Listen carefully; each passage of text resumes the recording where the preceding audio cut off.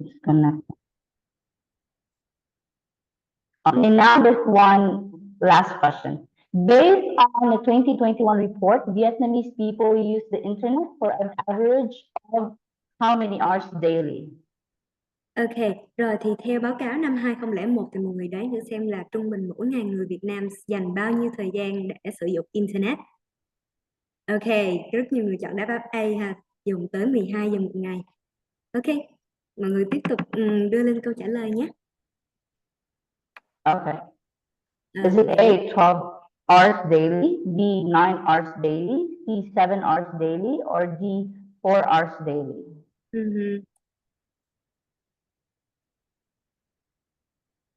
Anyone? Can you guess?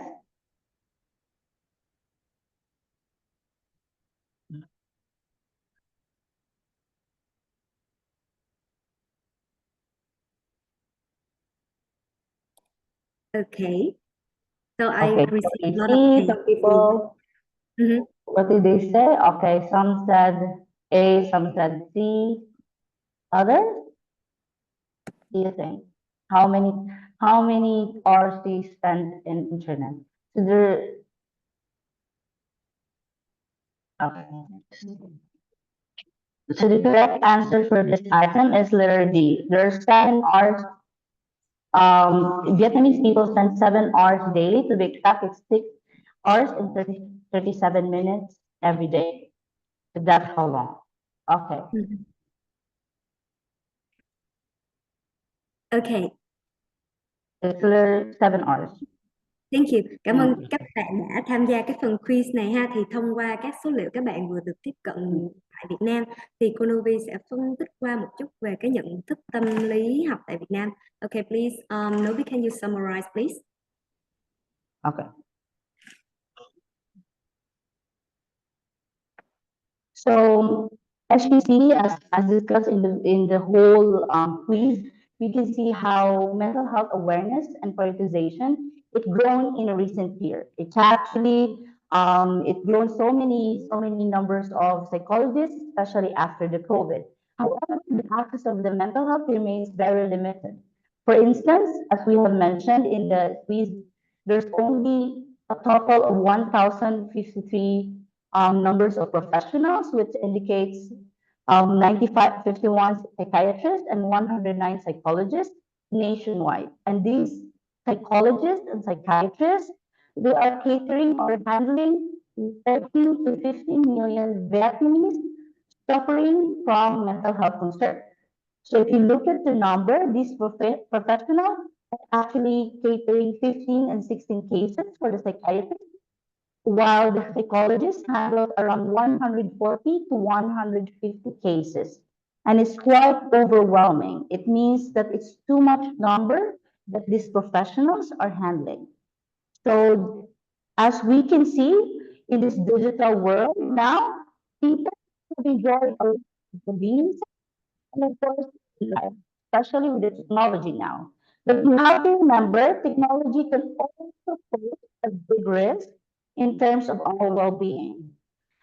People across the world are actually facing significant challenge, and especially when it comes to technology, because most of the generation, especially adolescents, are really dependent on the technology. As you see, they're actually handling like spending 7 hours in internet and a lot of more, especially the young generation. So, okay. Thank you, Ms. Novee. Could you please stop a little bit? Your mic is kind of not good. okay. I cannot hear you well. But yeah, bên bộ phận kỹ thuật ơi mình Can you hear me better there? This is one? Yeah. Yeah, I can hear you better. Okay. Okay, Can you good. a brief summarize of what you just said? Because yeah. Okay, I'm sorry for the technicality. So as what I've mentioned, you can look at the data. There's a very limited number of psychiatrists and psychologists, and they're catering a lot of Vietnamese people who are suffering from mental health concern.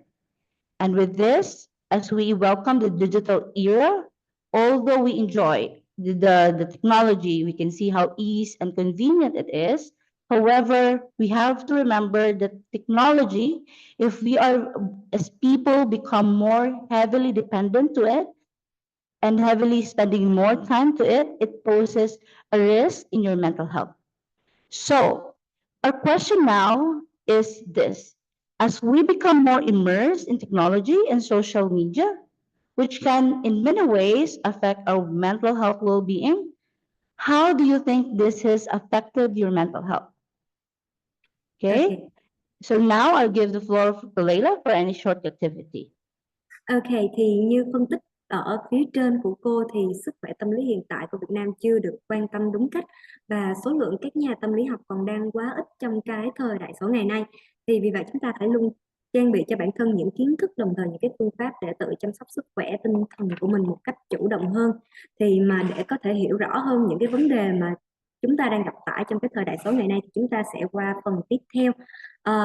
Cô Novee sẽ tiếp tục cung cấp cho mình những cái nhận thức về hành vi cũng như cái tình trạng mà chúng ta gặp thường ngày thông qua những cái trải nghiệm thực tế từ các bạn.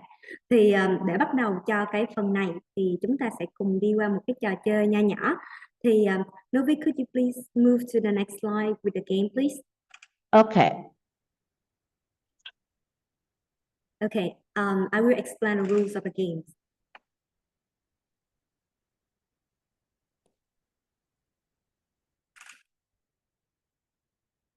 Novee, please, can you move to the next slide, please? Okay, I can see it now. Okay, thì cái trong trò chơi này các bạn thấy ở trên màn hình của chúng ta, các bạn có thể thấy được màn hình chưa ạ? Chị Vi ơi, chị có thấy được cái màn hình trên có 4 cột ở trên màn hình chưa ạ? Em ơi, còn Okay, dạ okay. Chị Lưu Lê, mình có thể thấy trên màn hình chưa ạ? ok rồi bạn. Ok, very good. Rồi thì ở trong cái trò chơi này chúng ta sẽ có 4 cột.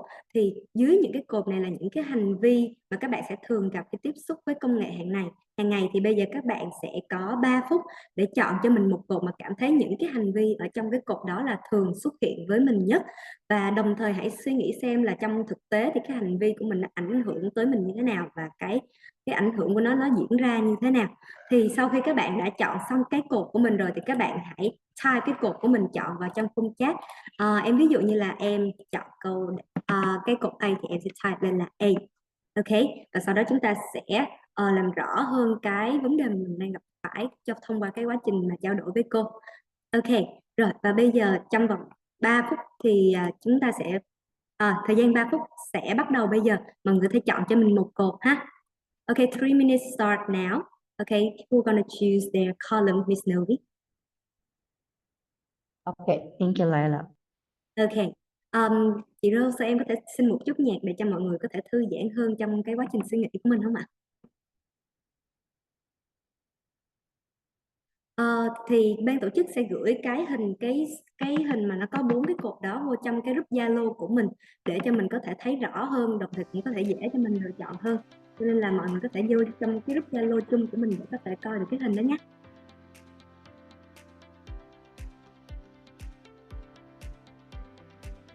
Trong cái quá trình chọn như là cái hành vi nào mà cảm thấy quá khó hiểu với mình thì mọi người có thể raise lên hoặc là nhắn vào trong khung chat để mà em hoặc là cô Novee có thể giải thích thêm cho mình cái thông tin đó nha.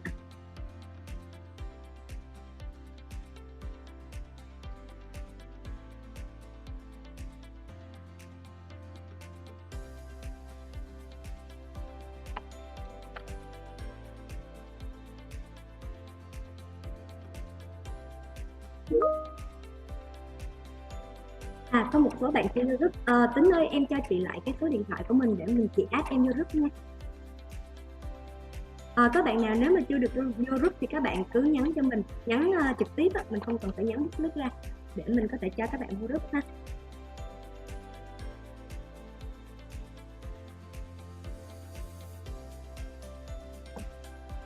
Rồi, cảm ơn Tính nha. Ban tổ chức lên mình nhắn.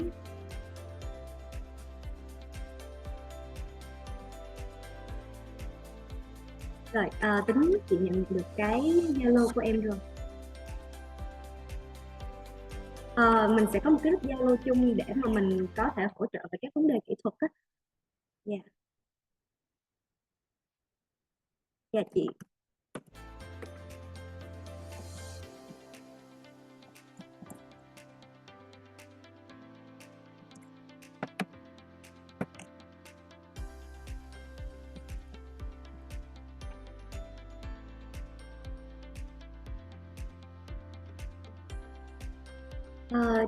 Chị Rose bên em có nhắn qua về cái số điện thoại của một bạn đó, bạn cho bạn đó vô group Zalo giúp em nha.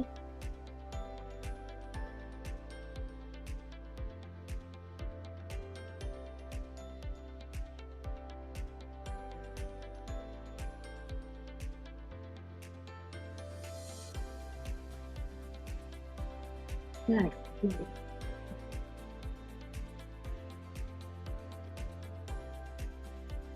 Dạ em cảm ơn chị ạ.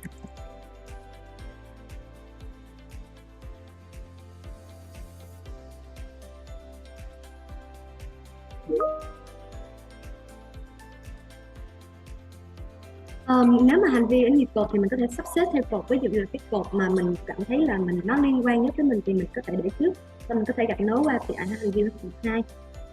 Dạ. Mình có thể sắp xếp theo các ví dụ như hành vi nào mình cũng có hết thì mình có thể sắp xếp theo cái thứ tự mà mình cảm thấy nó xuất hiện nhiều nhất và xuất hiện ít nhất.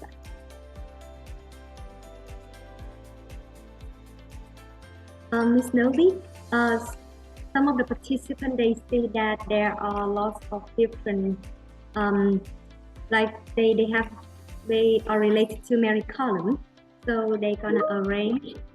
Can you hear me? It's okay. It's okay.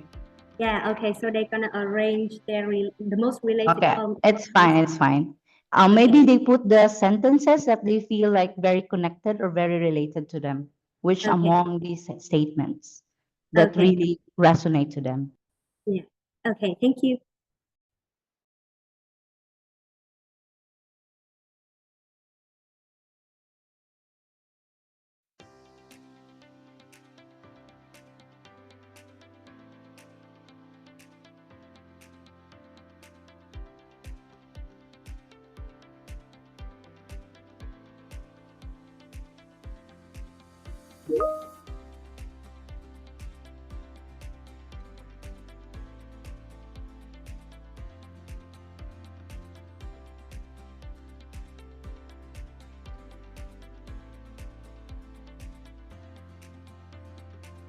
Sorry các bạn, thì như các bạn ok, các bạn cứ để cái cột mà nó có nhiều hành vi nhất ở đầu tiên, sau đó thì các cột ở phía sau sẽ là ít liên quan hơn. Ok, mình đã nhận được đáp án của Tính, bạn nhân Tính nhé. Ok, mình vẫn còn 2 phút nữa để chúng ta có thể tiếp tục type câu trả lời của mình lên nhé. Thank you. Dạ, em cảm ơn chị Nhung ạ.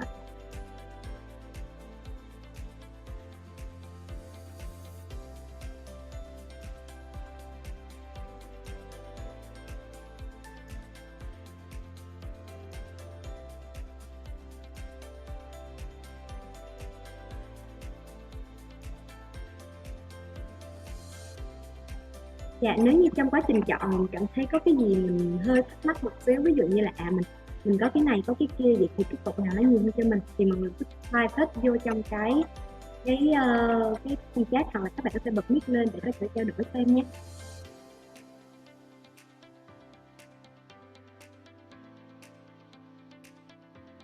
Ok, em đã nhận được đáp án của chị Lưu Lê. Chị Vi ơi, đáp án của mình là đi xong rồi tới A đúng không ạ? Đúng rồi đấy em. Dạ, rồi em cảm ơn chị nhiều.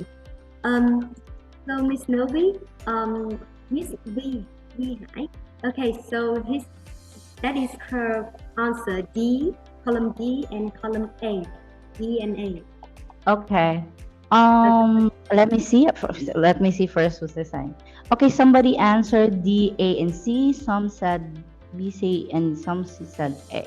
Okay, for Mr. Nguyen, right? Okay, you said it's D, A, and C. Can I call on Mr. Nguyen Tin? Dạ, Nguyễn Tính ơi, cô muốn trao đổi thêm một chút về cái lựa chọn của mình hơi Tính ha. Dạ, ban tổ chức có thể tắt nhạc cho em không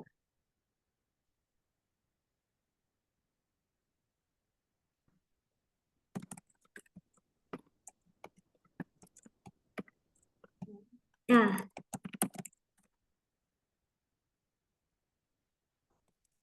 Hello? Hello Tính. Okay.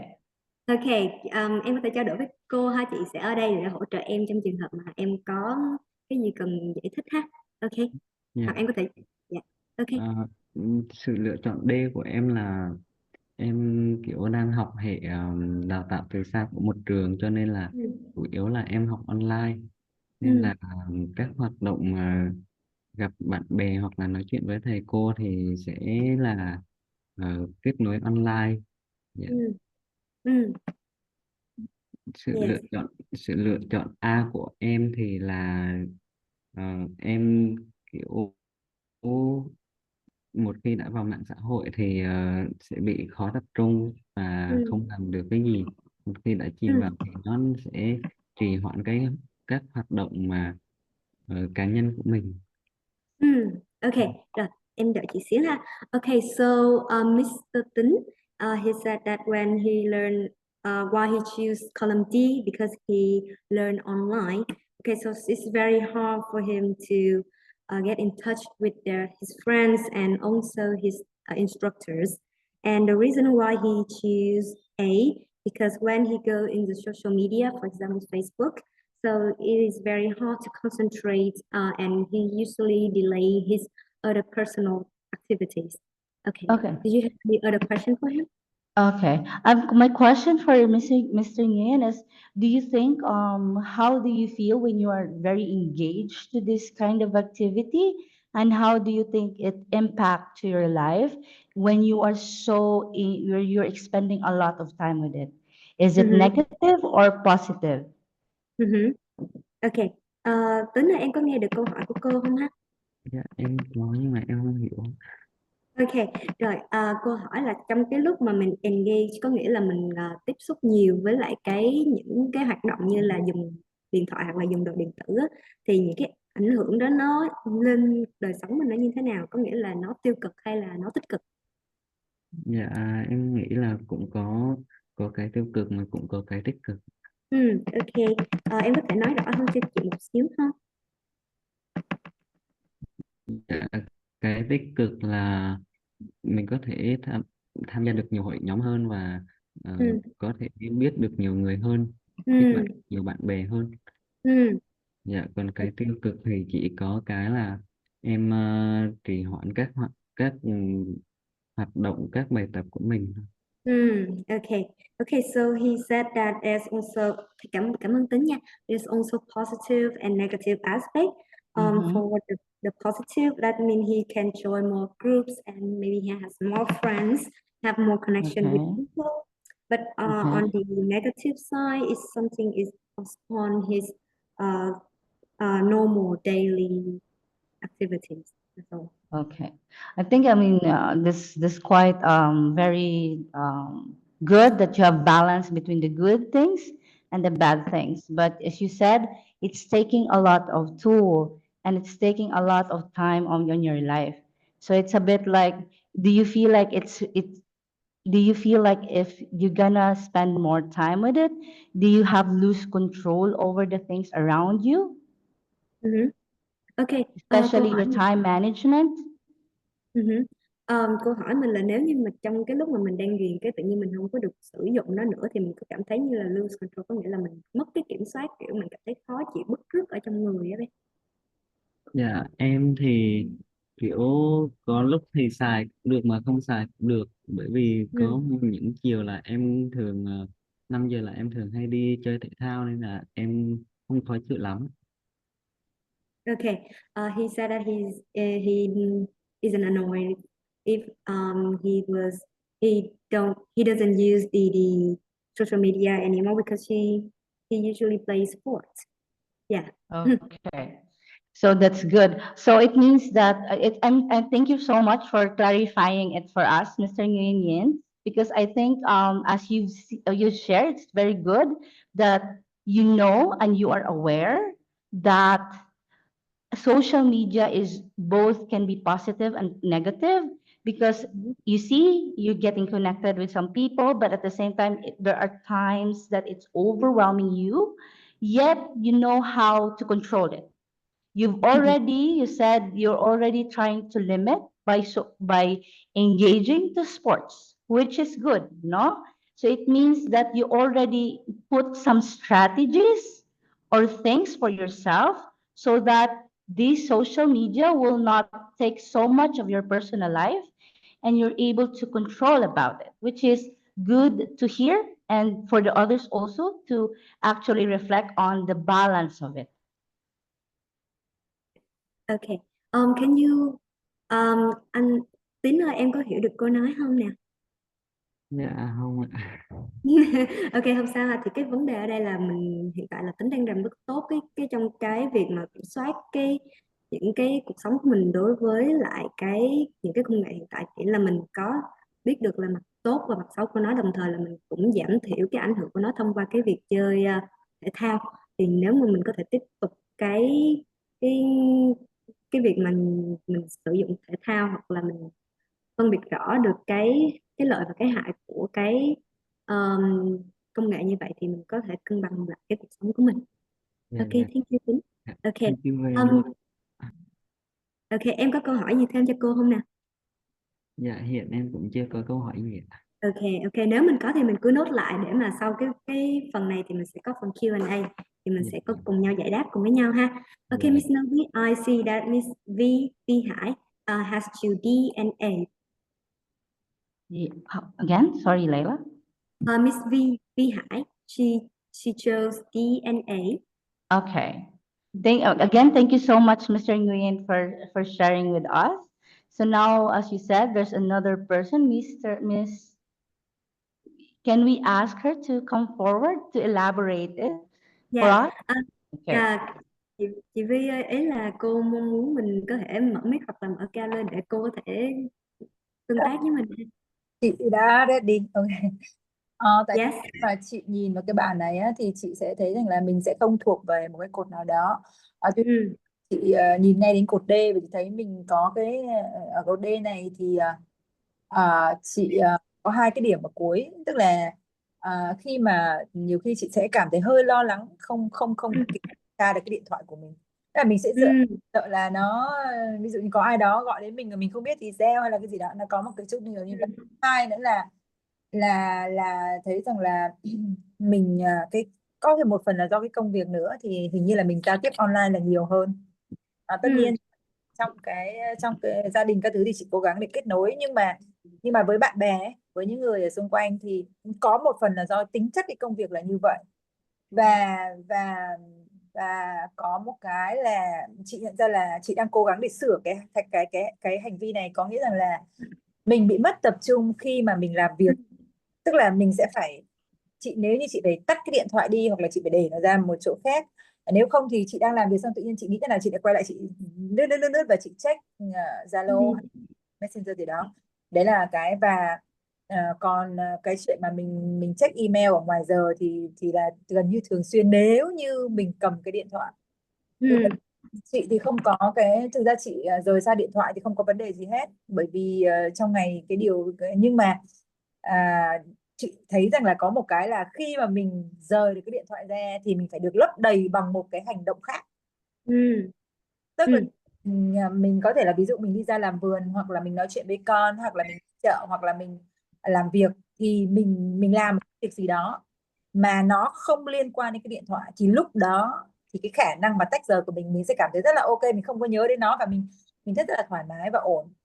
Thì đấy là những cái mà chị thấy rằng là mình ở đó đấy. Còn chị không có, đối với chị thì mạng xã hội nó đơn giản, nó chỉ là nơi mà chị rất muốn là mình trao giá trị. Chị không có so sánh, chị không có nhìn ngó, chị không có thấy bị áp lực gì hết từ tất cả những đó. Nhưng mà chị thấy rằng là mình đang dần có cái xu hướng là có cái thói quen nó không tốt trong cái câu chuyện là mình sử dụng điện thoại. Và cái điều này chị muốn ngăn cản nó là còn bởi vì chị nghĩ rằng mình là cái tấm gương cho con mình, và nếu như mình thực hiện cái điều đó thì maybe con mình mình sẽ không nói được con nữa, và con mình sẽ có những cái hành vi nó cũng dần dần nó cũng xấu như mình. Đấy là cái chị sẽ. Dạ, đó là một cái suy nghĩ rất là sâu sắc luôn ạ. Cái đây cũng là cái tình trạng mà hiện tại là rất là nhiều người gặp phải. Okay, so Miss Novee, Miss V said that she feel that she doesn't belong to any column, but she has that in the column D, in the last two ideas. Okay, she feel sometimes she will worry when she left her phone out, because she afraid that she's gonna miss the call, miss Okay. somebody. And her job is mostly online. Okay, so it's Okay, I understand. she has to connect with her company. Okay, he really wants to fix that. Okay, because she Mhm. usually like lose concentration. Okay, and Mhm. okay, lose concentration, and she has to put away her phone so that she can focus on her work and her job, or else she's Okay. gonna pick it up and then she's scrolling and surfing the internet, and time just fly by. Okay, and of course, because of her job, so she needs to check email frequently, like frequently, every time, every moment. And she also said that when she leaves her phone, she doesn't meet any problems.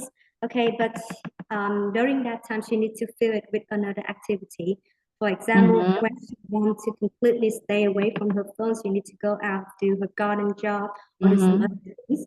And she knows that this is not a good hobbies are not good behavior, because she also have children, and she needs to Okay. improve it so that she can like be a mirror, be a role models to her children. Yes, so that's what. Okay. So let me like wrap it up, like Lila. So it means that she's having like she knows, she's aware that she's actually, that I mean Miss Ma'am High is actually aware that you're using it too much because of the work, but at the same time you have the tendency to like use too much time of it, but at the same time you are aware that it's impacting her family. So she has this awareness about it, right, Bella? Okay, so cô nói là hiện tại là mình đang có một cái phần bước tích cực, đó là mình có thể nhận thức được là cái hành vi của mình đang là không tốt. Thì cái đó là cũng là cái bước đầu tiên để mình có thể tiếp tục để xác định thêm những cái phương pháp mà mình có thể cải thiện được cái tình hình này. Okay. Any more, Miss Novee? Okay. So yeah. So I mean, I was asking if she's aware about this already, and she's doing also like some kind of things that she can actually help her to limit this kind of too much using and neglecting the children as well. Like sometimes she cannot be a model to the children, I mean, and she cannot do it with the children. Is she doing something about it? Okay, can you say the question again, please, Miss Novee? Is she doing something about it, that she has a child? She said that the trouble here is that though it's happening, she's aware about it, but she knows also that that the kids is she's not a role model to the kids. So I'm asking if she's doing something about it. Okay, she said that she wants to be the role model. Chị Thi ơi, Yeah. cô hỏi mình là mình có làm cái việc gì để mà mình có thể làm gương cho các đức về cho con của mình đó ạ? Thì mình đã làm gì và mình mong muốn mình sẽ có thể làm gì nữa ạ? Ờ, là thứ nhất là chị set up giờ đọc sách ở trong nhà. Đấy, yes.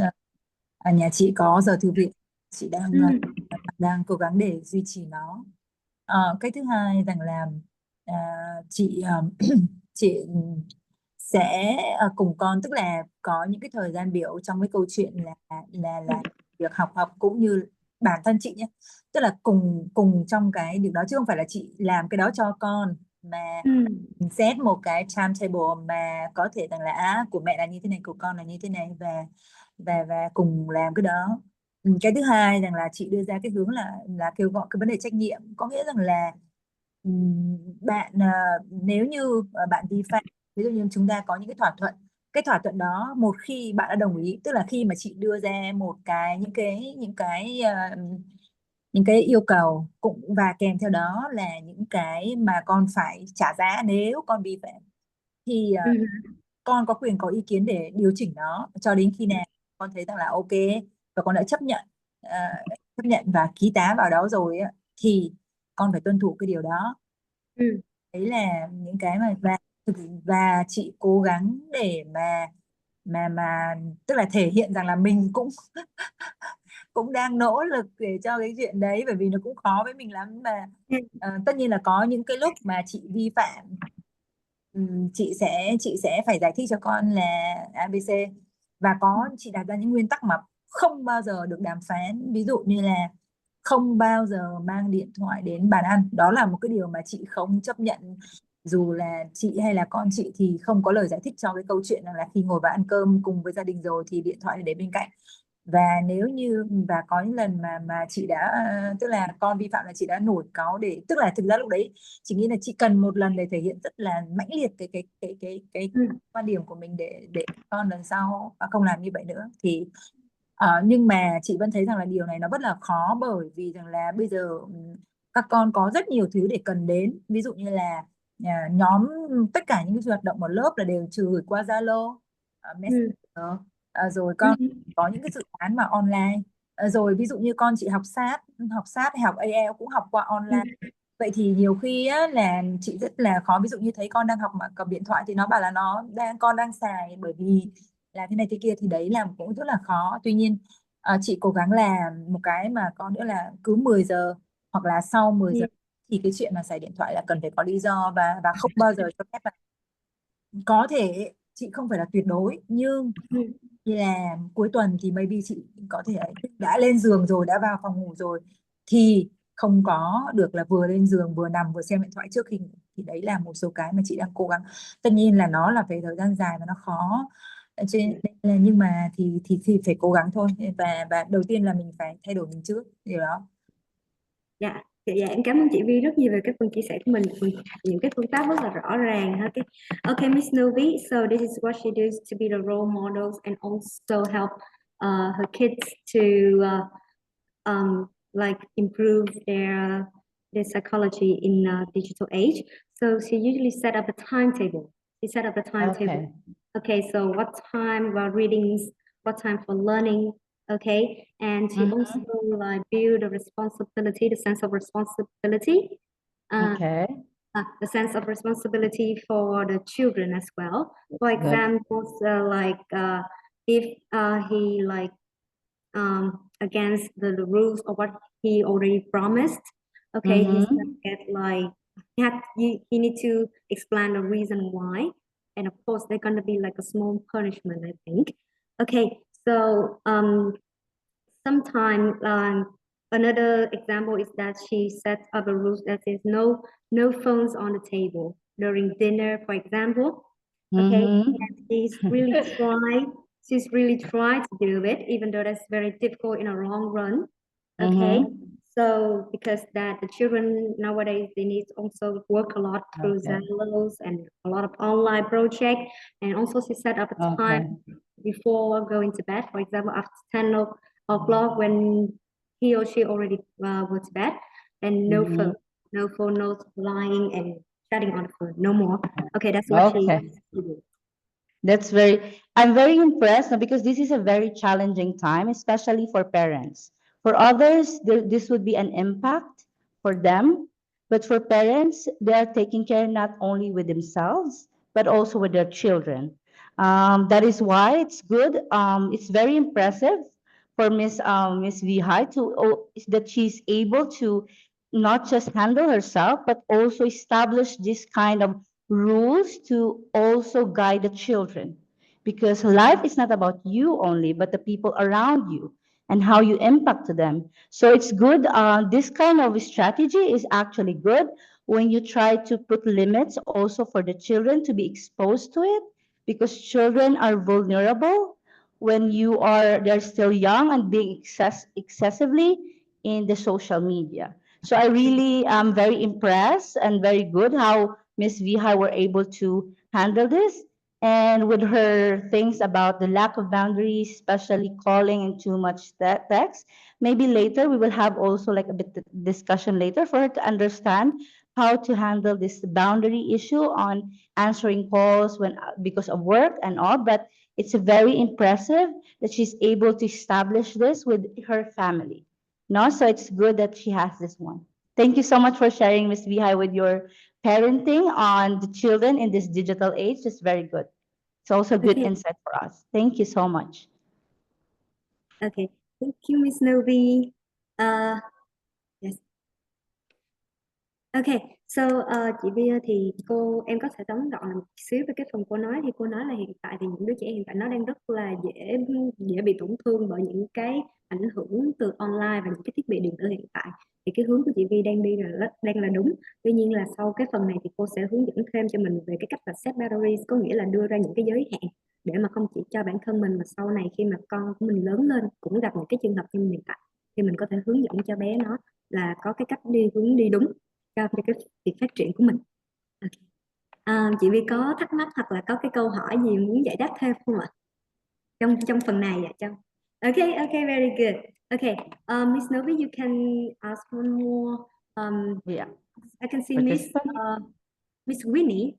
Miss Okay. Winnie is C, A, and a bit of D. Okay.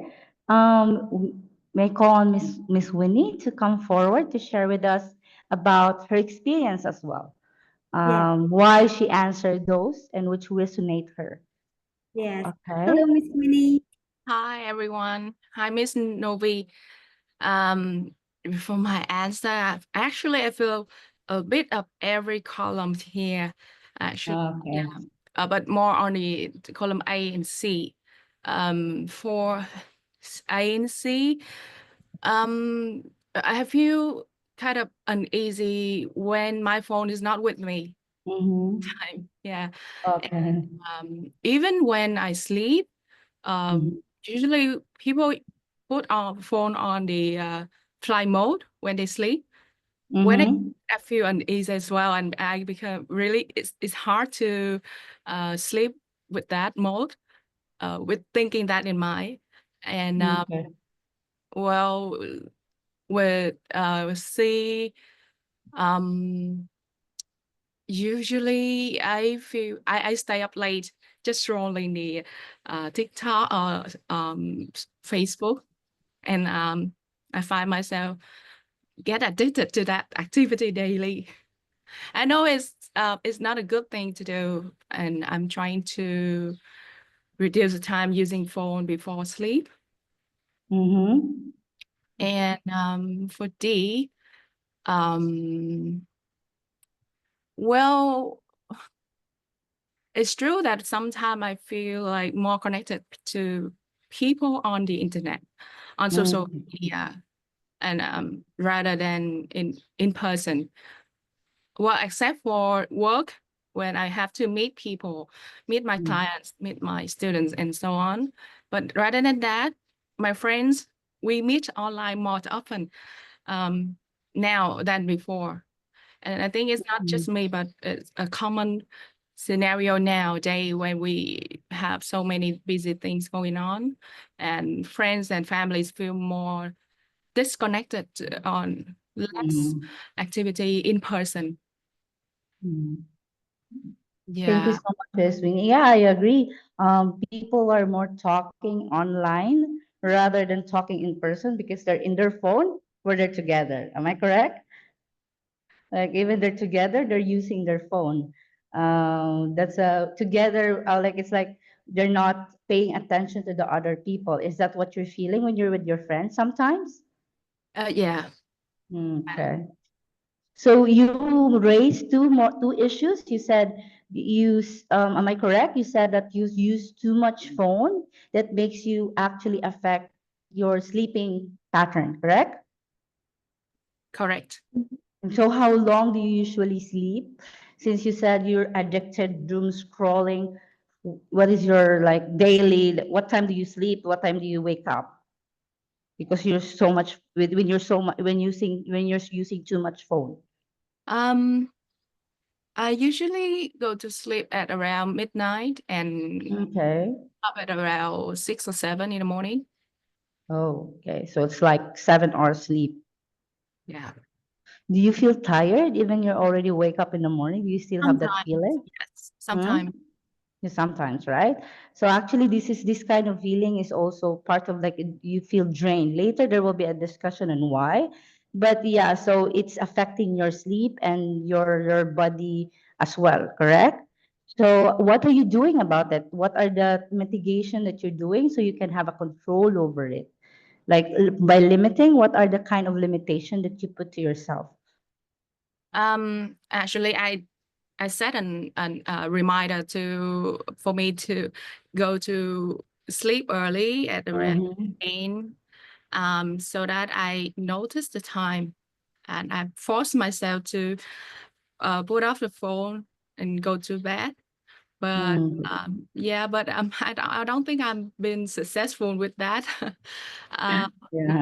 You know, bad habits is really hard to get off, and I'm trying to focus more on Zen or meditation. I listen to Okay, meditation that's good. mostly, but I don't do it often, I think. Sometimes I remember, but sometimes I don't remember to do that. Yeah. Okay, but that's okay. I mean, at least you're trying, you know? I mean, sometimes, as you said, some habits it's really hard to really stop. And sometimes you don't need to stop immediately. Sometimes you do it slow, maybe 30 minutes now, maybe the next day an hour, maybe the next day 2 hours, or maybe the next day 3 hours. That is what we do, going slowly, changing your habits rather than chopping it. So I think it's good that you're doing something. So it's okay. So maybe you need just to increase it more if you try. Like maybe today I target 30 minutes earlier, and tomorrow maybe, or next week or 2 weeks later, maybe an hour. So you will not force yourself, you know? Have you tried that technique or not yet? Not yet. Okay, maybe you can try that. The slow, as humans, we cannot do things fast. We are still slow in terms of taking things. So you can do it maybe slowly, okay? And another one is your feeling of connection, right? Do you feel like lonely sometimes when you're not using your phone? Not really. I'm more an introvert. Oh, okay.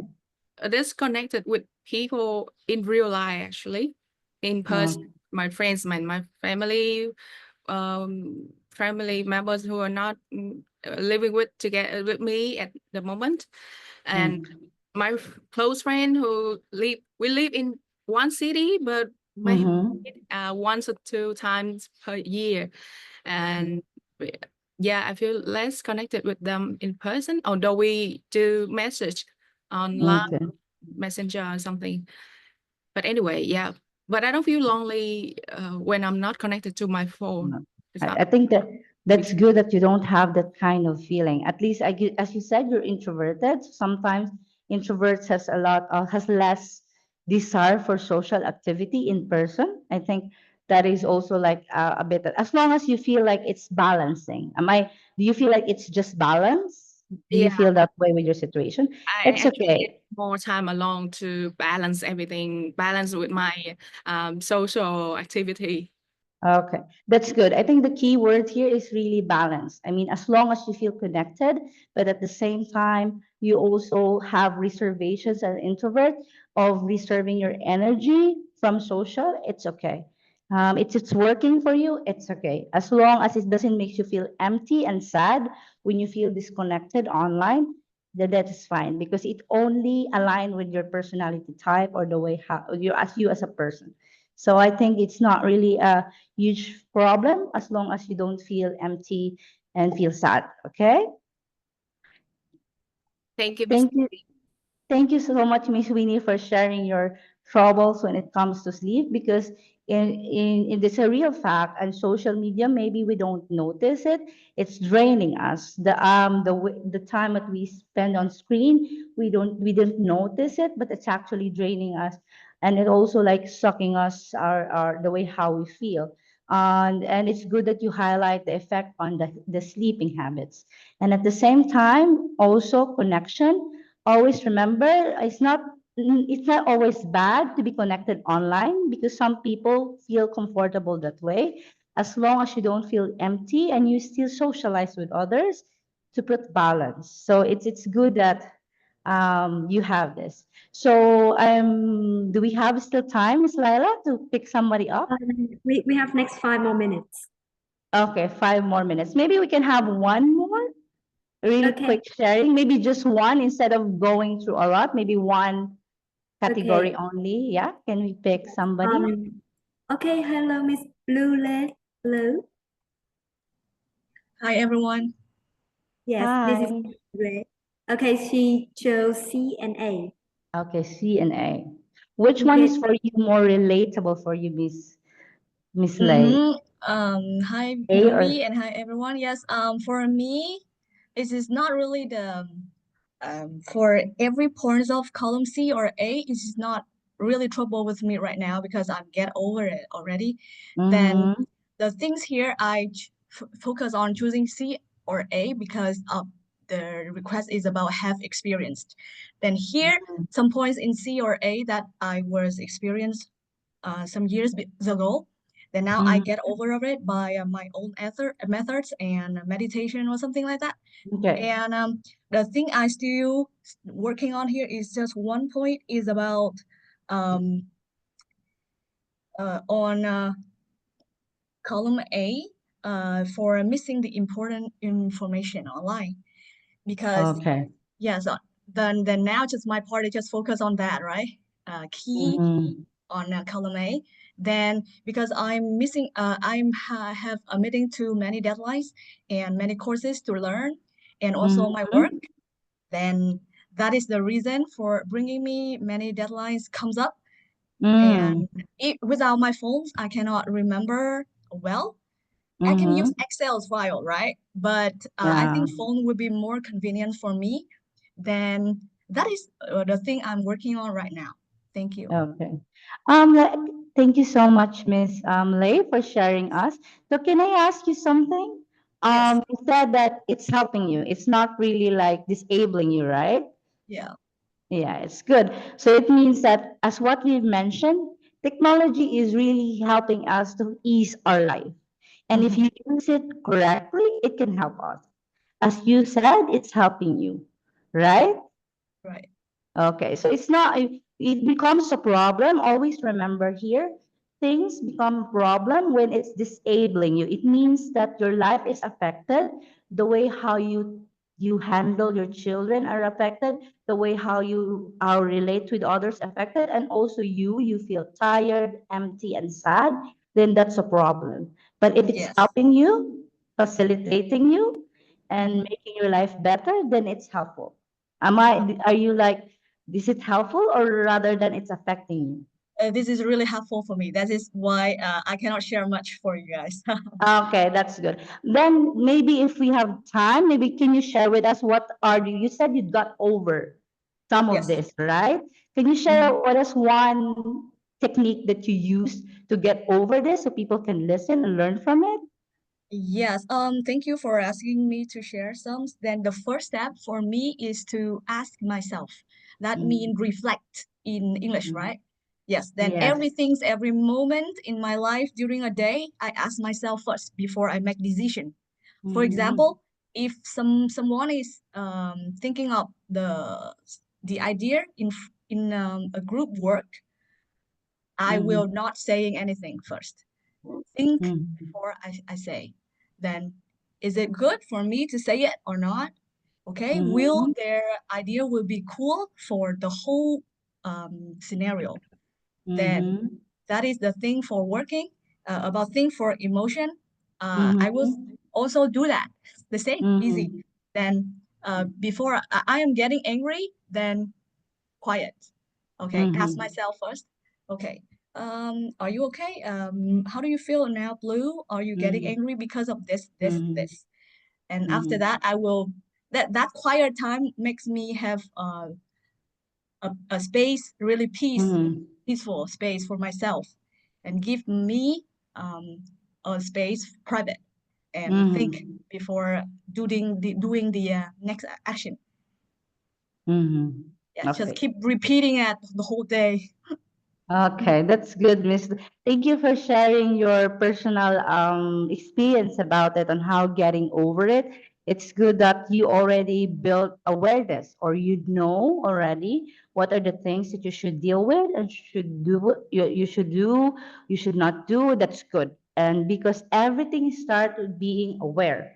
And Yes. secondly, it's good that you said, I try to think, how am I and all. We call it self-monitoring. It means you monitor yourself time to time, because awareness is one thing, to monitor yourself is another thing. Checking yourself every now and then is good, is a good habit. Like, for example, if you're dealing a lot of things in your life, you try to sit down and ask yourself, am I still okay? That's a good thing, which is a very beneficial for you and for others as well. Or not just yourself. Ask other people, your children, your friends, your husband, your wife, how are they? Okay, so that's a good thing. That's monitoring. And you also, this is actually part of you regulating yourself, which is a good technique that you can actually use not only in social media, but at the same time in your day-to-day life. So that is Yes. very good that you raise this, Miss Blue, so other also can learn from you. Thank you so much. Thank you, Novee, for your sharing. That's Thank helpful a you. lot. Yes. Thank you, thank you. Okay, thank you for your sharing. Những chia sẻ của mình rất là tốt, rất là sâu sắc và thực sự nó rất là thực tế với hiện tại. Miss Novee, can you continue one more please, because she's the last one. Okay. Okay. Miss Tiên, chị Tiên ơi. Okay. Yeah. Okay, so Miss Tiên choose C and A. Okay. Yes, Miss Tiên, can you hear me? Yes, I can hear you. Hello, Yes. Miss Okay. Novee. Okay. Hi, Miss Ting. Yes. The Good reason why morning. I choose C because actually at this current time I'm still in the trouble with that. I use phone too much right before the bedtime. And I find myself that I usually feel tired the next morning. Sometimes I experience a poor sleep quality because sometimes I cannot stop using the phone. I just scroll the Facebook or TikTok and read some articles, some news, and I forget the bedtime. Yeah, I think it affects my life so much, and I think I will change. But you know that to break the bad habits, it needs time and it needs it's very difficult to change right now. Yeah, I think I will maybe do it slowly, or like you said, I mean, maybe we can set some boundary. Maybe we can set reminder. We can just limit the time first, and to reduce the time of using phone first. So I cannot stop immediately. And I also choose A, not on the point in the A column, but because of my my job, some clients, some customer, they test me outside of work hours. They send me some tests or some, because I work in a language school, so they will not notify me about they will cancel the lesson tomorrow. So I need to inform the teacher right away so that the teacher wants to go to the school. So sometimes I feel very precious because if I cannot check the phone, check the message right away, maybe the teacher and then the tomorrow they will come to school without the student. Yes. It sounds very difficult, Miss, because I think I'm sorry to hear that, because I know it would be difficult, because this kind of situation is like you don't have control over it because it's part of your job, correct? Do you feel Yes. that way? Okay, so I'm so sorry for that feelings. And it's normal that you feel overwhelmed by it, because if you don't have a schedule when to contact them, when to answer them, you always feel the need of having the phone always to respond. Do you have that feeling? Sometimes that you Yes. always have it so that you can respond in case there's somebody calls and all this stuff. Do you have this feeling? Yes. No, I'm sorry. This is actually a difficult, especially if it's linked to work. It's kind of difficult to balance, because work is our bread and butter. This is the source of our income. So it's kind of tricky for us. So far now, how do you take care of yourself, given that you know you don't have control over this because work is overpowering you? How do you take care of your emotions so you don't feel so down about it or so pressure? I mean, to at least lessen the pressure, what are the things that you do?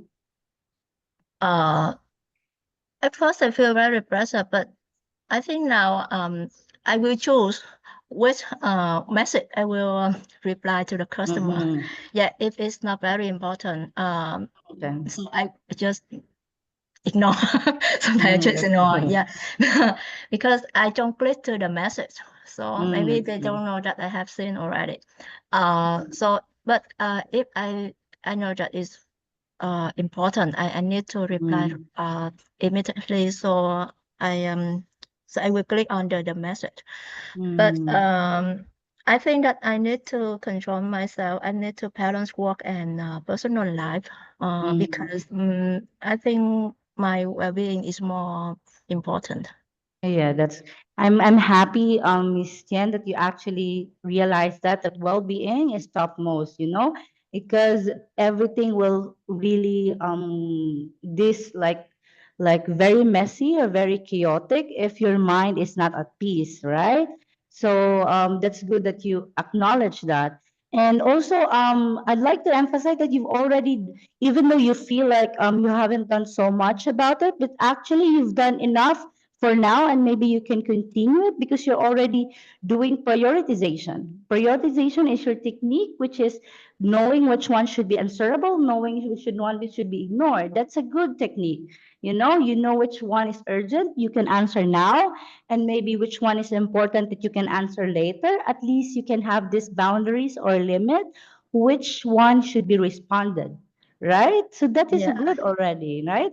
So sometimes we feel like we have to do more, but sometimes we need to be kind with ourselves because we have limitation as well as a person. So this is already a good technique. Maybe you can try other things to make you feel better. Have you done like any things that you like to do, like going on a hobby? Like, for example, the Mr. Nguyen was saying he goes for sports or whatever. Do you have some hobby that makes you feel good? Yes, actually for the last 2 months after the work, I start to walking at the around my community area at the park opposite to my community, and I have a buddy to do that with me. So we encourage each other, we motivate each other to do that. And I feel maybe it's better because when we do exercise, when we walk, and I think my mind is way better. Yeah. Okay. That's good. At least you're doing also something else aside from focusing on your job.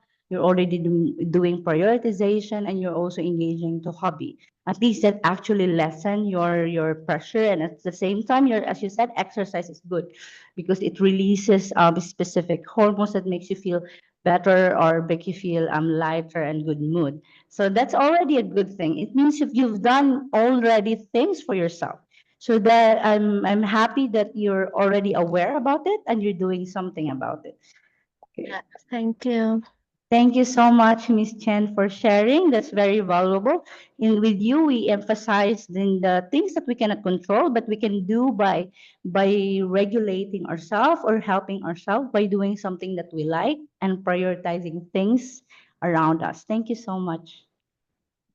Thank you Miss Novee. Cảm ơn các phần chia sẻ của các bạn. Vì những cái câu chuyện mà mình chưa được chia sẻ hoặc là những câu hỏi con đang tồn đọng lại, các bạn cũng đừng lo, thì các câu chuyện đó sẽ được tiếp tục trong phần Q&A.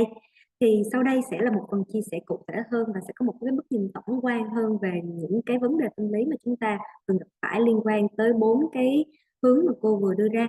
Thì trong cái phần hướng dẫn này thì các bạn có thể nốt lại và ghi lại những câu hỏi trong lúc cô trình bày nếu như mà bạn có thắc mắc nhé. Okay, Miss Novee, you can continue. Okay. Now I think we'll make sense of the things that we already talked about.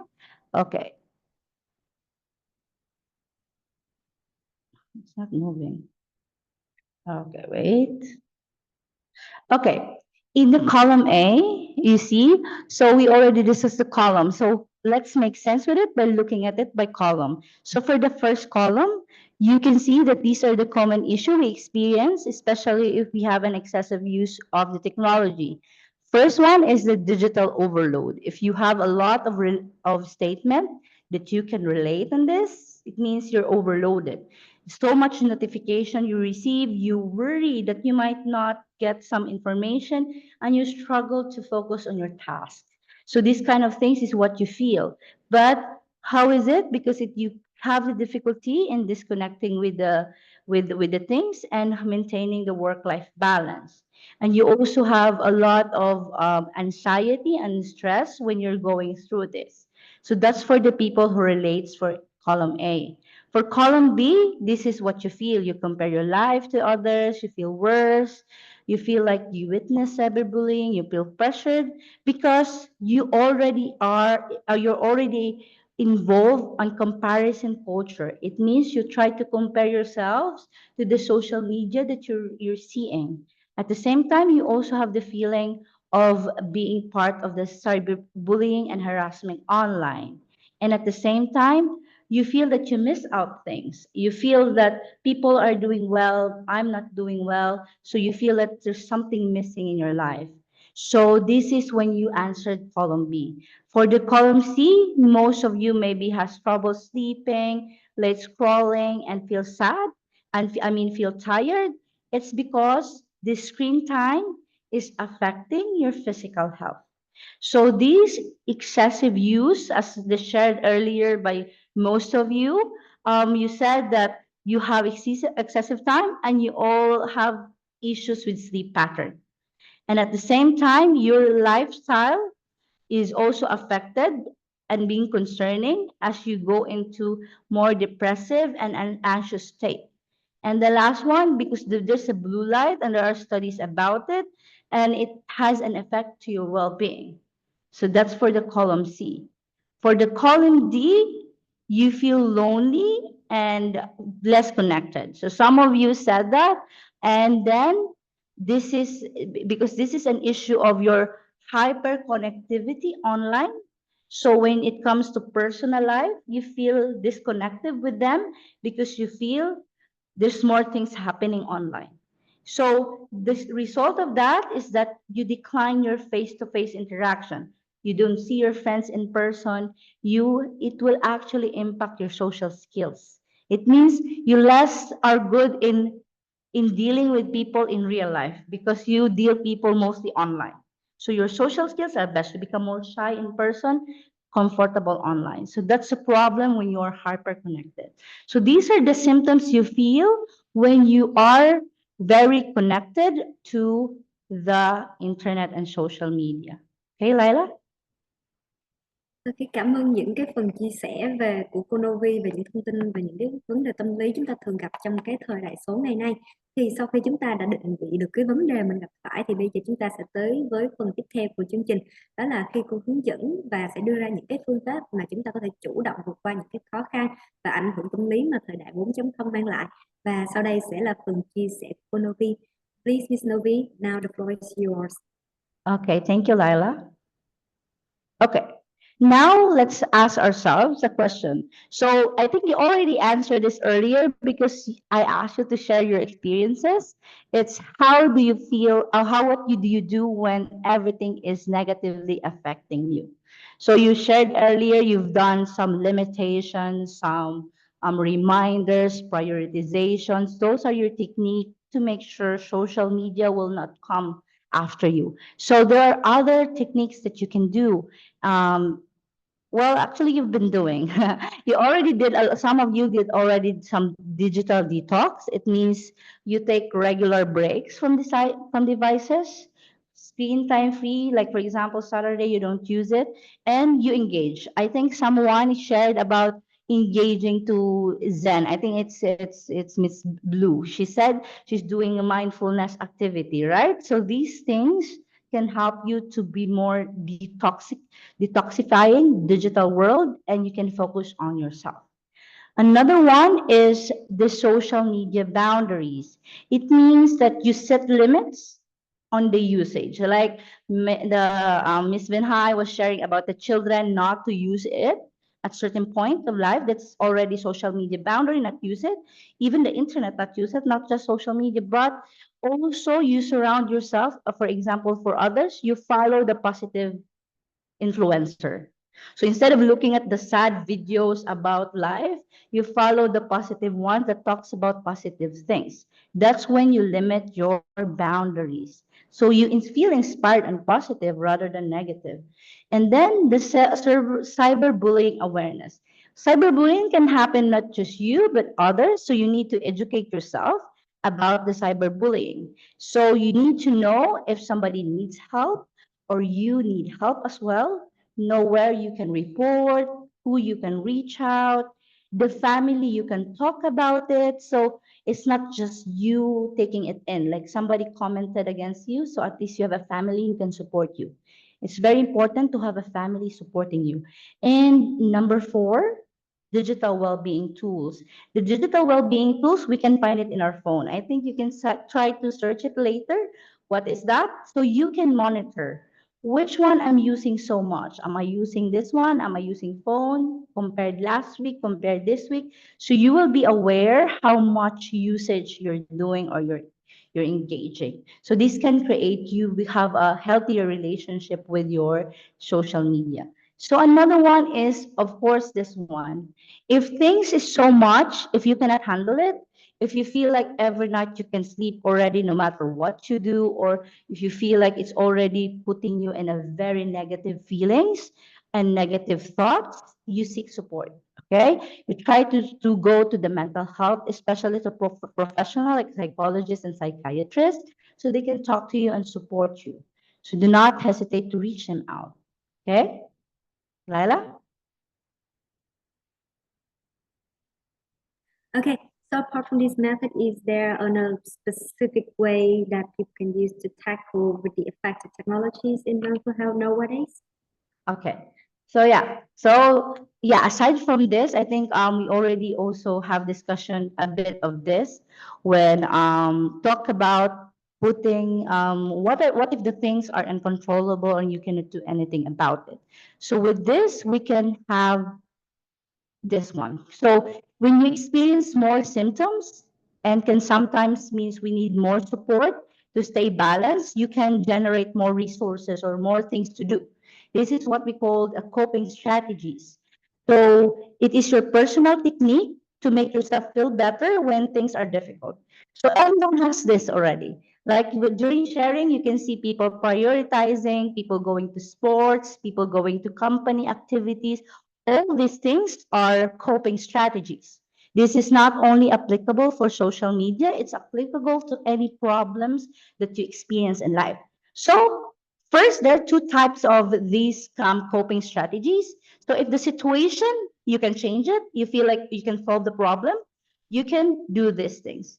You create to-do list, what you can do. You engage your problem solving. Like, for example, you discuss with your boss your problem that I feel like you texting me so much is affecting me. Can we do it after 5? You don't text me anymore. If you can do that, you can engage in discussion. If establish healthy boundaries, learning how to say no, walk away, turn on managing time better, and ask support from friends. These you can change your whole situation so you don't need to deal with it. You can get away from the problem.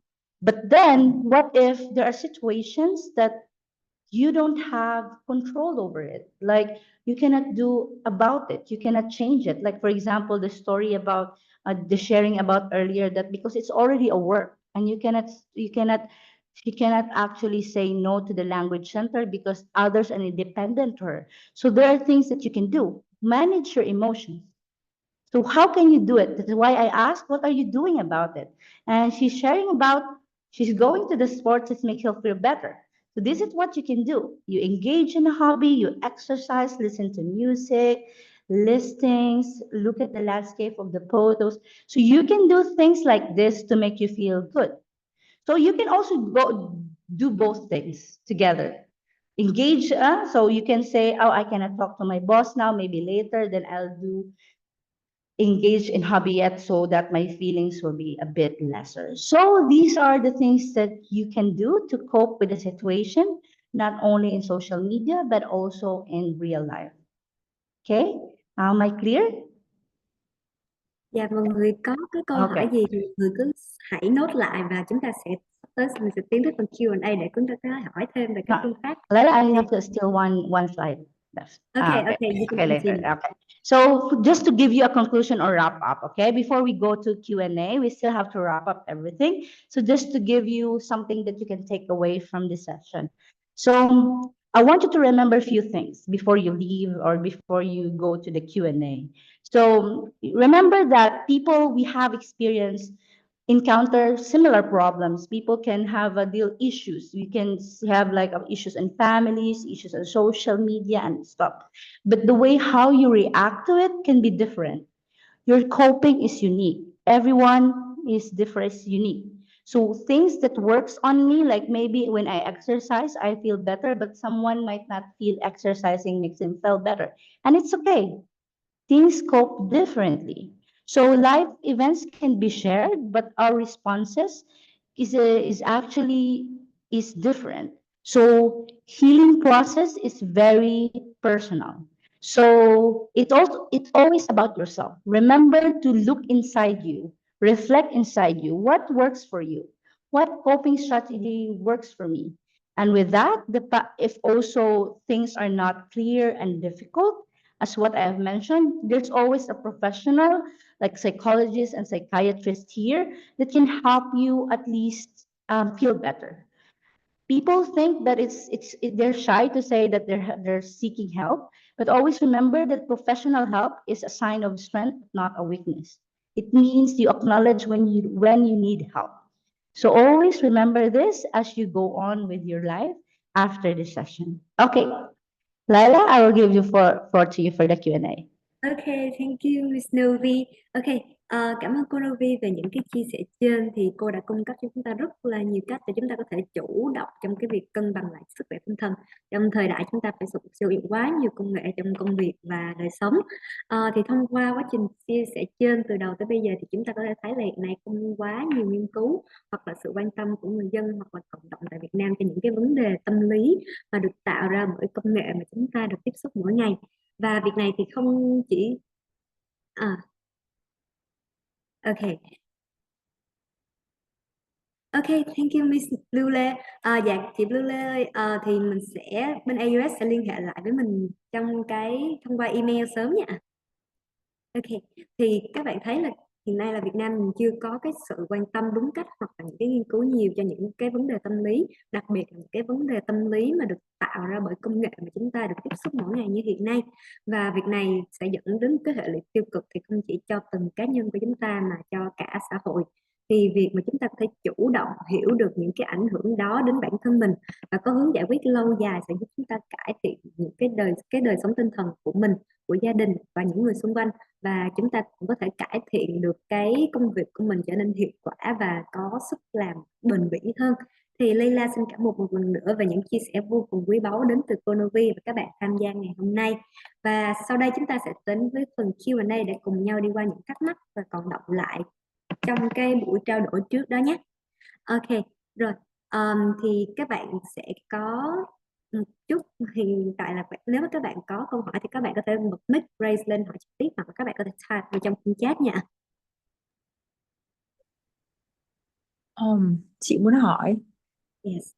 Dạ, chị cứ hỏi đi. Theo chị hiểu thì có một cái câu vừa nãy cô nói rằng là cùng một cái vấn đề người sẽ có cái sự ứng xử nó là khác nhau. Quan điểm tức là theo cái sự hiểu biết của chị ý, thì có thể đó là do cái sự tự nhận thức. Đó, tức là self-awareness đúng không? Thì cái sự tự nhận thức đấy nó có vẻ là nó rất là quan trọng. Có nghĩa rằng là mọi cái xuất phát điểm tức là cái tự nhận thức nó sẽ đẩy ra cái hành vi và cái hành vi nó sẽ thay đổi theo cái tự nhận thức của cái mỗi người đó. Tuy nhiên ý, có câu hỏi đặt lại là vậy thì ví dụ như là bản thân chị hoặc là những đứa con của chị đi thì có những cái cách nào để mà giúp các bạn ấy tự nhận thức, hay là thức bản thân là giống như kiểu là hiểu về bản thân mình đúng không, hiểu về đấy thì những cái hoặc là mình những cái thói quen hoặc là những cái gì đó chị không biết, nhưng mà cách nào để mà cái việc tự nhận thức đấy nó dần trở thành cái habit, cái gọi là, hoặc là nên tiếp cận nó như thế nào, nó mang cái, tức là nó là một quá trình ý, bởi vì là ví dụ là từ con chị ấy, sau đó là dần dần các con có ý thức về chuyện đó, hoặc là có rất nhiều người lớn chúng ta không có ý thức về cái chuyện đấy, tức là cái tự nhận thức đấy. Mà cái điều đó thì theo chị hiểu là nếu như mình tự nhận thức được thì mình mới quản lý được các cái hành vi mang tính chất xã hội của mình. Và như vậy thì như cái mục tiêu của cái hội thảo của em ý, nó là câu chuyện làm sao để mà mình không phải là đắc nhân, chị không thích cái từ đắc nhân tâm lắm, nhưng mà nó là cái cách làm sao để mình sống hòa thuận với những người xung quanh, cũng như là những cái môi trường của mình, ví dụ như môi trường ở công ty, môi trường ở nhà, môi trường ở trường học, tất cả những cái đó. Thì cái đầu của nó chính là cái sự tự nhận thức, nhưng mà làm thế nào? Dạ, đó là một cái vấn đề rất là lớn, cũng rất là quan trọng. Nó là cái gốc của cái vấn đề luôn. Okay, Miss Novee, this is her problem right now. So you say that the self-awareness is the root of how they change the behavior. Okay, and to get them to be self-awareness of themselves take times and a lot of like methods. Okay, and for example, her children, for example, or even adults themselves. Don't have self-awareness of themselves. So how can people make them to be self-awareness of the issue? For example, the technical problems, and then after they have the awareness, then they can change the behavior. Yeah. Okay. This is the question is how to be self-aware, correct? Yeah. Okay. How we can self-awareness of ourselves? How can we make ourselves awareness, and how can we help other people to have self-awareness? Okay, so I think there are different ways to do so. It can be your own, like as we said, long way to do it by, of course, for example, engaging to mindfulness activity like journaling, for example. Well, you can write down the things that you experience every day, and later on you're gonna read it back and reflect to it, and you can see the patterns of things that you've been through. Then that's one technique that you can do with yourself, so that you can have yourself and you can monitor what's going on with you. That raises a lot of awareness. You can also talk to people and ask how they think about it, how they feel about it. You can do these things if you're comfortable to do it. This also makes you see how people others see, so you can start reflecting to yourself as well the things that you can do or not do. For example, so journaling one thing and asking people is another thing. And as well as there's also a way when you can engage with professionals. So professionals has a lot of like assessments where you can take tests, where like personality tests and all this stuff. It's actually this device to extract the things about you that you're not aware of. And with the results were shared, the professional will share to you about the result and maybe discuss the things that are problematic or not. So these are the two pathways that you can explore. Personal pathway, which you can do by reflecting yourself through journaling, or ask people around you on how they think. That's for the people to say about you, or the professional way where you can take tests and be more aware of it. So these are the two pathways. Dạ, thì cô nói thì hiện tại nếu mà mình có thể nếu mà mình kiểu mình có thể tự nhận thức được bản thân á, thì cái kiểu là cái self awareness hiện tại của mình nó cao rồi, thì mình có thể dùng cái cách là mình sẽ viết nhật ký, những cái journal. Thì như vậy á, thì mình có thể đọc lại để mình reflect lại những cái thay đổi của mình qua từng thời kỳ. Hoặc là nếu một cái phương pháp mà tốt hơn, đặc biệt là dành cho những cái bạn mà đang lớn á, thì bạn sẽ thường hay đi hỏi bạn bè, là mình sẽ talk to people. Và khi bạn bè mình sẽ nói lại mình là nhận xét về mình, thì mình có thể thay đổi. Thì em thấy cô thấy cái phương pháp đó nó khá hiệu quả. Hoặc là mình có thể sử dụng những cái phương pháp nó chuyên nghiệp hơn, đó là mình có thể nói chuyện với chuyên gia, hoặc là mình có thể làm một số cái bài test để nhận ra là mình đang ở cái khu vực nào, hoặc là mình đang ở cái mức nào ở trong cái hành vi của mình. Từ đó mình có thể đưa ra cái hướng cải thiện sau này. Dạ. Chị Vi có thêm thắc mắc gì không ạ? Hoặc là mình có muốn làm rõ thêm cái vấn đề gì ở trong này không ạ? Chị không, tại vì chị chỉ chị sẽ suy nghĩ đến cái cách để mà bản thân như là hướng dẫn câu chuyện tự nhận thức bản thân, và chị mới chỉ áp dụng được cái câu chuyện là viết writing, có thể là viết theo gợi ý hoặc là viết nhật ký. Thì tức là viết theo gợi ý là đôi khi sẽ hỏi các bạn ý trình bày cái quan điểm trước một cái vấn đề nào đó, hoặc là một cái hiện tượng nào đó, hoặc một cái gì đó để hiểu và để cùng đánh giá, để nhận thức lại cái chuyện đó. Còn cái câu chuyện là hỏi những người xung quanh, hay chị đã từng nghe đến cái phương pháp là 360 độ. Cái phương pháp này thì chị chưa từng thử với bản thân mình. Nghĩ là cũng hơi chị nghĩ là cũng hơi khó, mà mình phải tìm đến những người mà họ phải trung thực với mình ý. Dạ Người đúng rồi. rất là kiểu như là giao tế thôi, hoặc là rất là khó. Còn test thì chị chưa có, chị chỉ và cái bài test nó mang tính chất thì vấn đề là chưa có cái bài test mà nó mang chất chuyên sâu, hoặc là nó tự trong lĩnh vực mà nó nhận được cái vấn đề mà nhận thức bản thân. Thì chị nghĩ chắc là có lẽ là nếu mà đâu đó trước mắt mình chỉ xem là ok, điểm mạnh của mình là gì, điểm yếu của mình là gì, những cái xu hướng về mặt xã hội hay xu hướng về mặt học tập, những cái điều đó, hoặc là những cái niềm tin đâu là những niềm tin giới hạn, thì chị nghĩ đấy là những cái mà có thể là trước mắt mình có thể tìm hiểu được. Đấy cũng là một phần để mình có thể thay đổi. Cảm ơn em, cảm ơn cô giáo. Dạ, em sẽ truyền đạt lại những cái gì mà mình đã từng làm ở trong những phương pháp này ha. So she said that she already make a journal. Okay, she's already have some reflection on herself by writing a journal. Okay, and about talking to people, she said that she used to hear about the 360-degree method. 360-degree method. Okay. So yeah, and she said that the second method is kind of hard because it's very difficult to find someone that really honestly and truly want to talk to another person about their reflection. And about the test, she hasn't found any test that can help her with that. Yeah, that's what she said. Okay.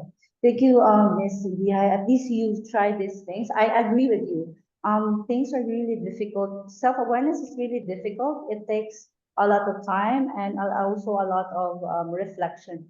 Especially people like us, we are overwhelmed by many things around us. So sometimes going inward is very difficult. So sometimes we need help from others to really see a professional, for example, to really see yourself and to also observe your own self. So this is one thing. And also journal, it's also tedious, and you can look back with your journals and see how to it and maybe reflect on it and all these things. So as what I've mentioned, you just need to be patient with yourself, because sometimes it also comes with time for you to really able to accept the things that about yourself, and also let go of the things that you need to let go. So you need to be compassionate with yourself on this process of self-awareness, and especially with the time it's taking. Thank you for sharing also your personal experience. Okay, Ms. Novee, please hand on your mic so that people can hear better. Sorry. Okay, sorry, no sorry, I forgot. No So problem. yes, as what I mentioned, was I clear or do I need to repeat it? Thì chị có clear cái phần cô mới nói hồi nãy là cô quên cầm mic á, cho nên là cô có bỏ cái mic xuống, thì mình có cần cô lặp lại không ạ? Chị không cô lặp lại đâu, mà chỉ cần em chăm Okay, just need to... It's clear.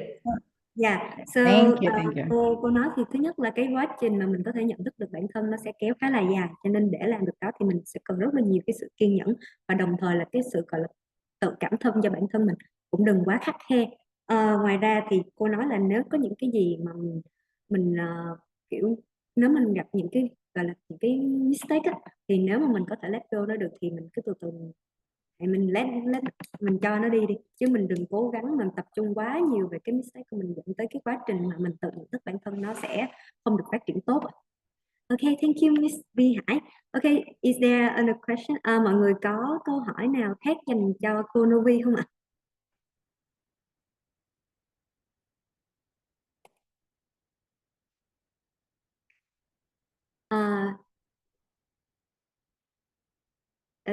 Okay. Yeah. Okay. Okay, this is a very long question.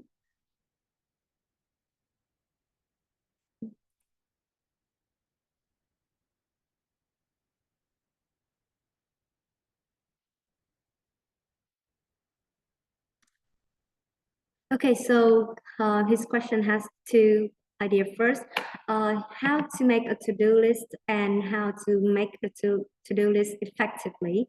For example, he usually make a to-do list and then he follow it for a few days and then he go back to what his previous behavior. He delayed it, okay, and he didn't finish his job, okay, and he's also have like the outside question, how to find out the strengths and the weakness of himself.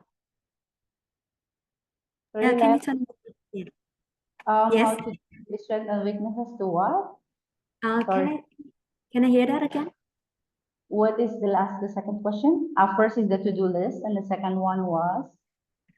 So the second one is how to find out the weakness and the strength in ourselves.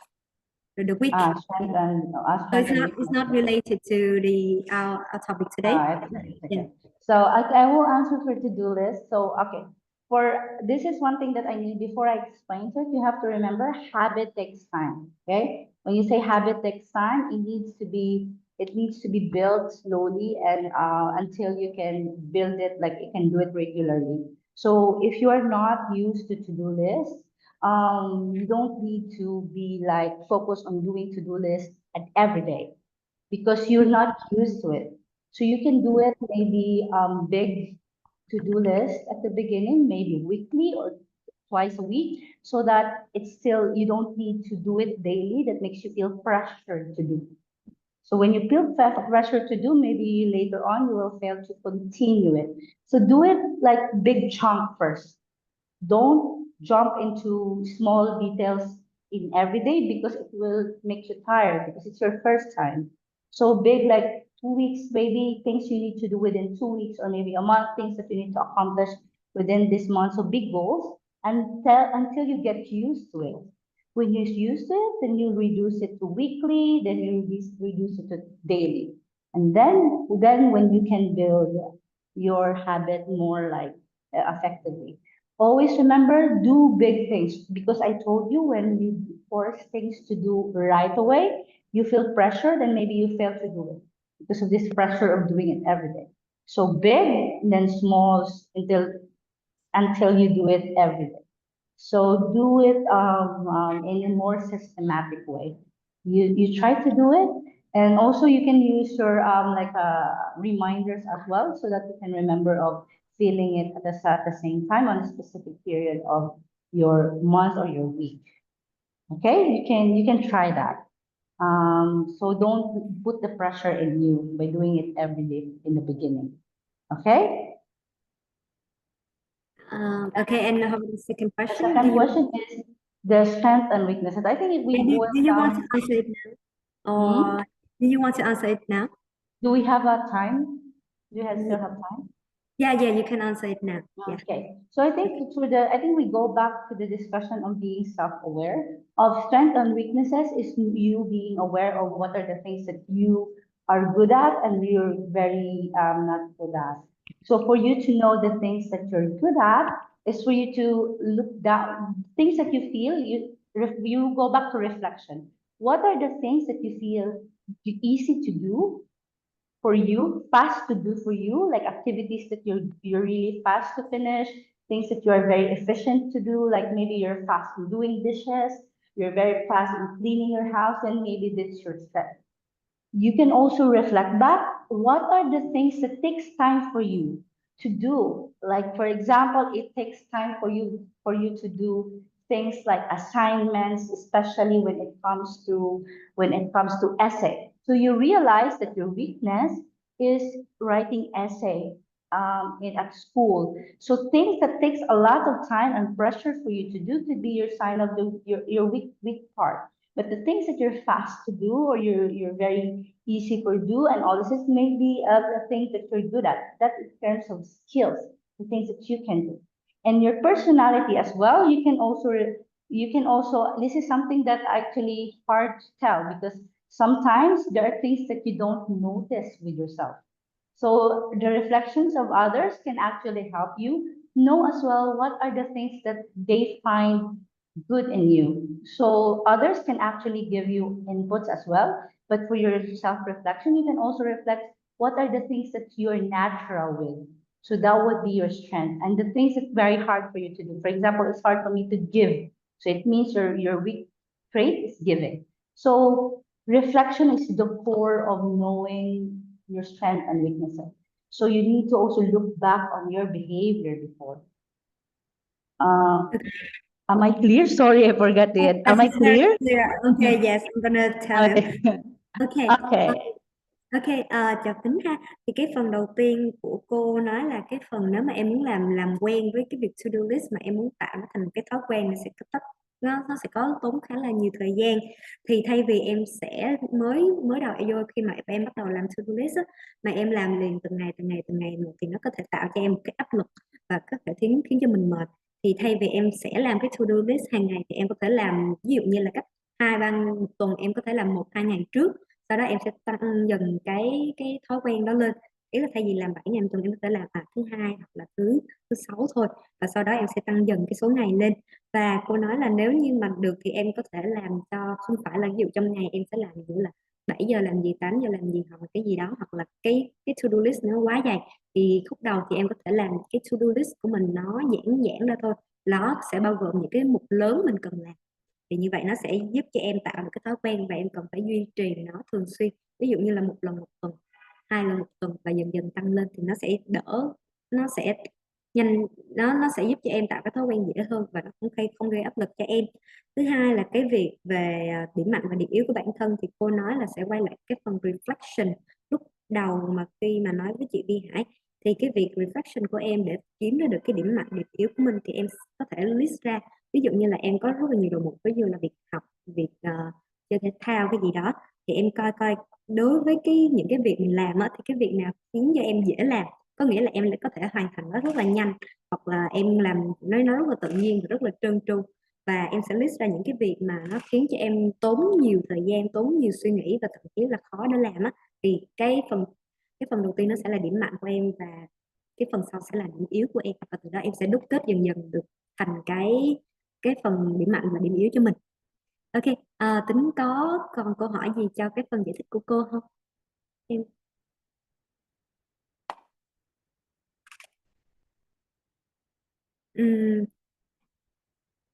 Tính ơi, okay. Okay, he's okay with the answer now. Okay, cảm ơn các bạn vì những cái câu hỏi vô cùng thú vị, và những câu hỏi này thì không chỉ giúp chúng ta chia sẻ sâu hơn, đồng thời có những cái hiểu biết kỹ hơn về cái chủ đề của ngày hôm nay. Thì nếu như các bạn vẫn còn cái nút thắt cần được chia sẻ thì hãy đừng ngại nhắn lên cái chat box hoặc là nhắn qua Zalo để ban tổ chức có thể tổng hợp lại phần câu hỏi của bạn và có thể liên hệ với bạn thông qua email sau buổi ngày hôm nay nhé. Thì cảm ơn những cái chia sẻ rất chân thành từ các anh chị, các bạn và đặc biệt là cô Novee. Thì có thể là mỗi người trong mình đều mang những cái câu chuyện khác nhau, nhưng đâu đó chúng ta đều chạm được những cái cảm xúc rất giống nhau, như lo lắng, giằng co nội tâm, cảm giác như là mình mất phương hướng, hay chỉ đơn giản là cần được lắng nghe. Thì đôi khi chỉ cần có người lắng nghe mình thôi, thì có một cái góc nhìn khác thì mình đã có thể nhẹ lòng hơn, có thể hiểu rõ hơn bản thân mình một chút rồi. Thì tâm lý học thì không chỉ đưa ra cái câu trả lời tuyệt đối, tâm lý học không đưa ra cái câu trả lời tuyệt đối, nhưng mà nó có thể giúp chúng ta hiểu được cái bản thân mình hơn, bình tĩnh hơn trong cái hành trình mà chúng ta đi qua cái cảm xúc đó. Ok, thì yes, Miss Novee. Okay, so if what we've explored today speaks to you, you'd like to continue your journey. AUS offers flexible real-world programs from short certificates to full masters in psychology for professional educators, leaders, or simply those who want to understand people better. So we have programs which you can contact with the information on the screen. Okay. Ok, so một lần nữa thì cảm ơn mọi người đã dành thời gian sáng nay để cùng AUS bước vào một không gian lắng nghe và kết nối. Thì nếu anh chị có bất kỳ câu hỏi nào hoặc là chia sẻ nào cần tư vấn về chương trình ngắn hạn hoặc là master tâm lý học thì đừng ngần ngại liên hệ qua hotline hoặc là fanpage của AUS để nhận được thông tin đầy đủ nhé.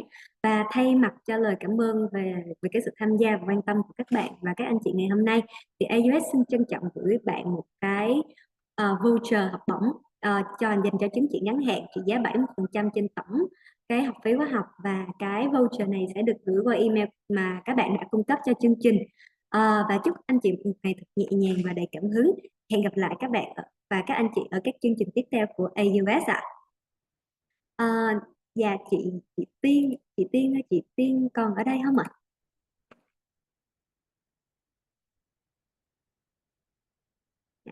Dạ cảm ơn mọi người, cảm ơn bạn Tính, cảm ơn Tính, cảm ơn chị Cát Mỹ, cảm ơn chị Chi, cảm ơn chị Vi Hải.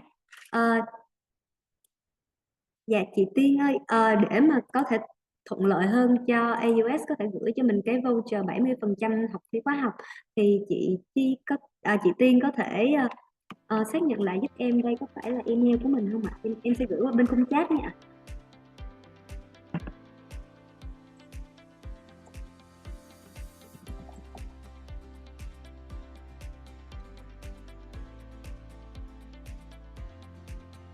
Dạ cảm ơn chị Nhung đã tham gia buổi webinar ngày hôm nay ạ. Nếu mọi người vẫn còn có thắc mắc gì hoặc là những cái giải đáp mà cần giải thích thì các bạn cứ nhắn qua bên cái group Zalo chung của bên mình để bên mình có thể hỗ trợ nhé.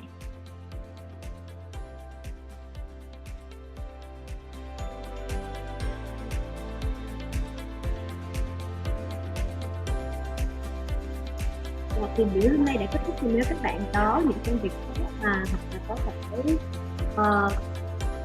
có thể rời cái màn chưa mình cũng nên được.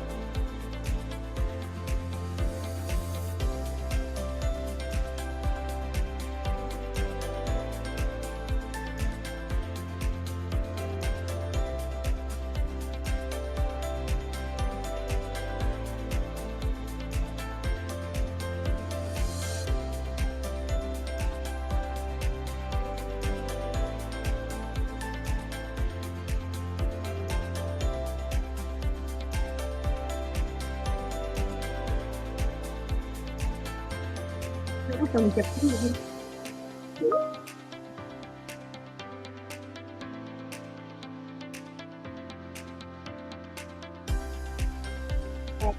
Chị Tiên hiện mình còn đang ở trong phòng này không ạ? Okay, thank you so much. Okay, thank you so much. Dạ.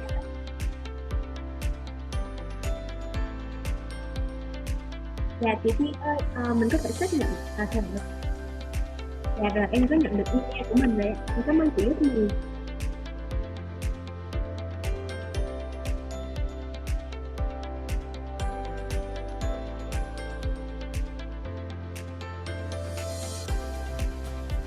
Thank you so much, everyone. Thank you so much, Novee. Thank you. Dạ, cảm ơn chị Tiên đã tham gia buổi webinar ngày hôm nay ạ. Dạ, và buổi webinar của chúng ta sẽ kết thúc bây giờ. Nếu như mọi người có còn thắc mắc gì hoặc là cần tư vấn về chương trình thì cứ Zalo và gửi email đây để dạ, cảm ơn mọi người rất nhiều. Thank you Miss Novee for joining us today. Have a nice day. Have a nice day, Laila. Okay, thank you. Thank you. Thank you, everyone.